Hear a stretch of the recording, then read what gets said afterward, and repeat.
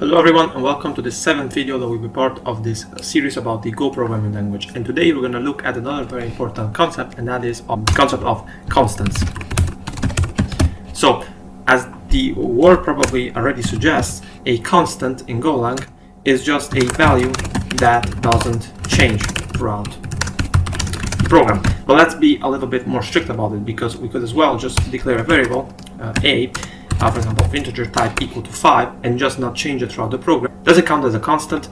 Well, from a functional point of view, it could be, but a constant is a type of variable that has fixed value, and that the compiler enforces this particular property of the latter. It is not like our responsibility to leave it as a constant. We're actually not allowed to change it. The way to declare a constant is just like we did with variables. So you declare foreign constants with the same exact syntax, but the only thing that changes is that instead of the var keyword, so the syntax is, instead of the var keyword, you just use const. So for example, to declare a constant of a number type, maybe for example a constant of integer type, and that could be like a number of, so imagine you're like writing some application that has to do with something like a booking of something, the number of seats, and then we can say integer type, let's say equal to 25, for example. Also notice another thing that is just a convention. It's not, you're not forced to do that, but often like constants are named with all uppercase. So this is why also in this case we name this constant using only capital letters.